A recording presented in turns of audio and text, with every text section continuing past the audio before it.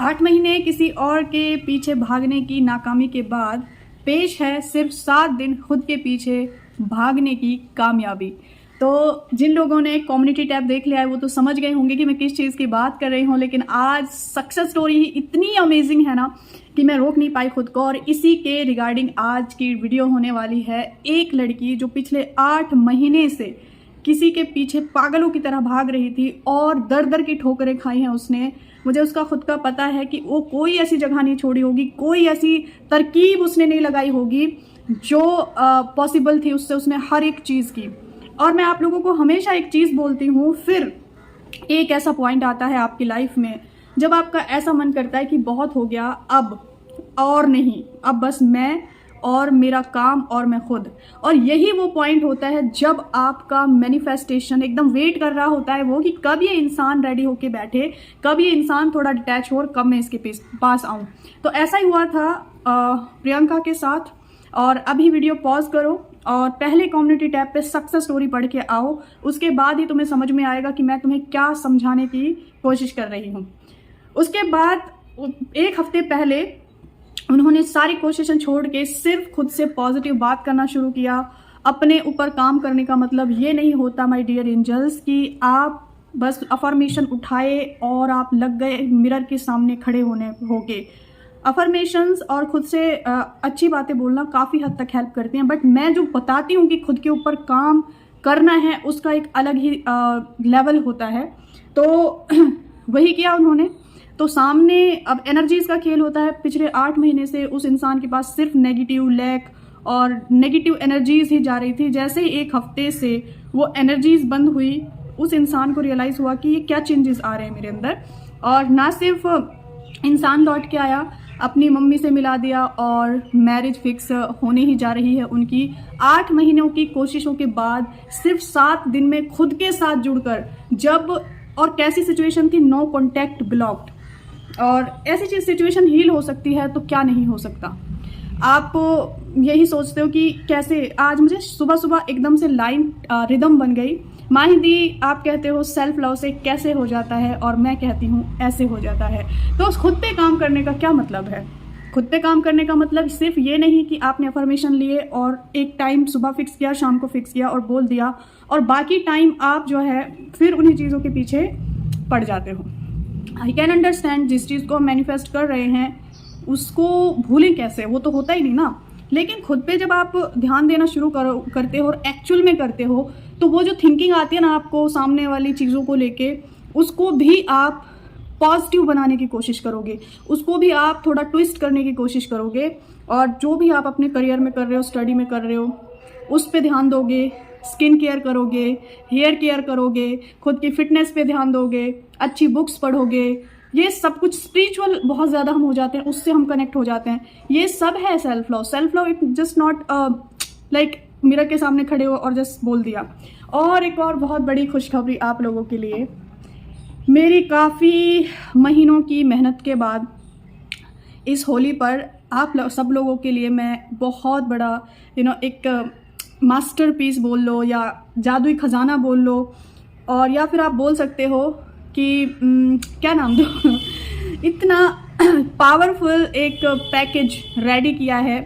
पिछले इतने महीनों से जैसे मैं काउंसलिंग ले रही हूँ, और जब मुझे लगता है कि यार सामने वाले की ये सिचुएशन बहुत पैथेटिक है और उसको मैंने क्या चीज़ें बताई होती हैं वो मैं नोट करती हूँ, डेट नोट करती हूँ, और उसके बाद कितने दिन में उसको सक्सेस मिलती है और कौन सी चीज़ों से मिलती है वो ऑल्सो मैं लिख लेती हूँ।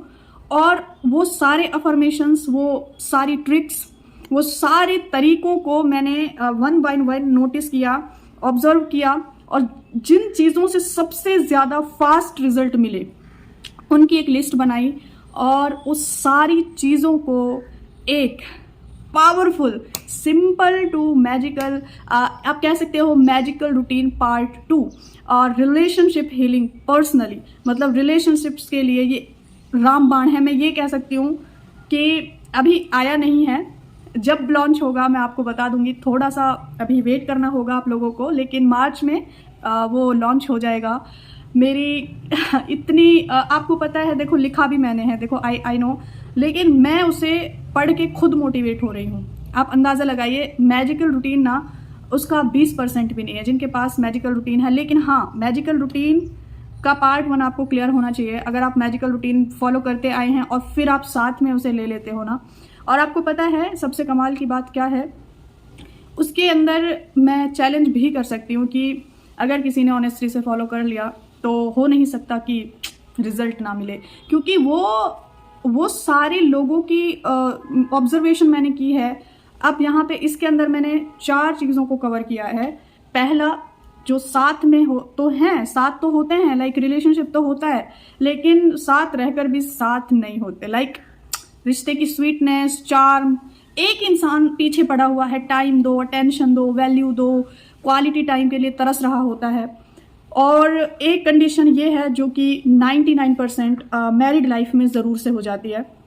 दूसरी कंडीशन है नो कॉन्टैक्ट सिचुएशन, जहाँ पे सामने वाले इंसान ने बोल दिया मुझे तुम्हारी ज़रूरत नहीं है एंड मुझसे बात, यानी कि लाइक ब्लॉक्ड हो आप, आपको कोई कांटेक्ट नहीं करना चाहता, लेकिन आपको फिर भी वही इंसान चाहिए बिकॉज आपको रियलाइज़ हुआ है कि शायद आपसे ही कोई गलतियां हुई है।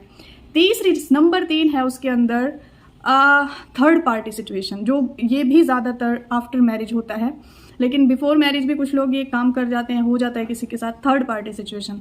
एंड फोर्थ सिचुएशन उसमें कवर की है मैंने, रिलेशनशिप है और काफ़ी मतलब इंसान के अंदर जैसे ही मैरिज की बात आती है या कमिटमेंट की बात आती है, सामने वाला पीछे हट जाता है।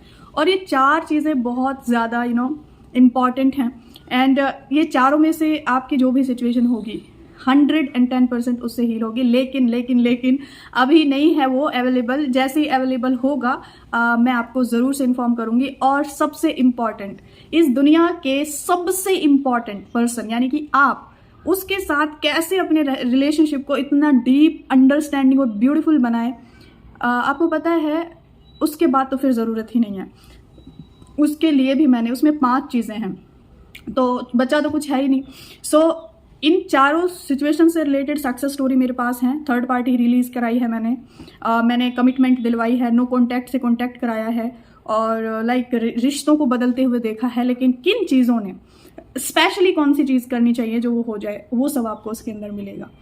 और आई एम सो हैप्पी कि ये लाइफ चेंजिंग मास्टरपीस आप सबके हाथों में बहुत जल्दी पहुंचेगा और बहुत जल्दी इसका जादू चलेगा। मैजिकल रूटीन का भी एक अपनी हवा चली थी, लोगों की ज़िंदगियों में एक इतनी अलग ही ट्विस्ट आया था उससे। और ये मैजिकल रूटीन का भी भाई होने वाला है, पार्ट 2 है। एंड इस सब के लिए आई एम सो एक्साइटेड। एंड जैसे ही वो अवेलेबल होगा, थोड़ा सा बच रहा है एंड मैं उसको कंप्लीट करते ही आप सबको बताऊंगी। और वो मैं स्पेशली जिस दिन किसी दिन फ्री वर्कशॉप होगा या कोई स्पेशल ओकेज़न होगा, मैं ट्राई कर रही हूँ कि होली पर ही उसको मैं लॉन्च करूँ। और आप सब मुझे ब्लेस करो कि वो कंप्लीट हो जाए और मैं उसको लॉन्च कर पाऊँ, क्योंकि होलिका दहन में जिस तरह से हम अपने अहंकार को, हम अपने गुस्से को, हम हर एक चीज़ को जलाते हैं ना, मेरा भी पर्पज़ यही है कि इस होलिका दहन पे आप लोग अपने अंदर की लाइक नेगेटिविटी को, डेस्पेरेशन को, और सबसे इम्पॉर्टेंट आप अपने आप को जो अंडर एस्टिमेट करते हो, आपका जो खुद पे बिलीव सिस्टम नहीं है, इन सारी चीज़ों को जला डालो और एक नई शुरुआत करो। हर एक फेस्टिवल हमें कुछ ना कुछ तो बहुत नया सिखाता है। So I am so much happy about that. And आप, मुझे बहुत खुशी होगी और मुझे इतना कॉन्फिडेंस है आप उसको लोगे और 3-4 दिन के अंदर, 1 हफ्ते के अंदर जो सक्सेस स्टोरी आएंगी। और मुझे सबसे ज़्यादा हैप्पी बनाती हैं सक्सेस स्टोरीज, एंड मुझे इतनी खुशी होती है मैं बता नहीं सकती। तो परसों और कल की बहुत ब्यूटीफुल सक्सेस स्टोरी है। कम्युनिटी टैब पे ज़रूर पढ़ना और कॉन्ग्रेचुलेशन भी बोलना। And take care everyone and bye bye.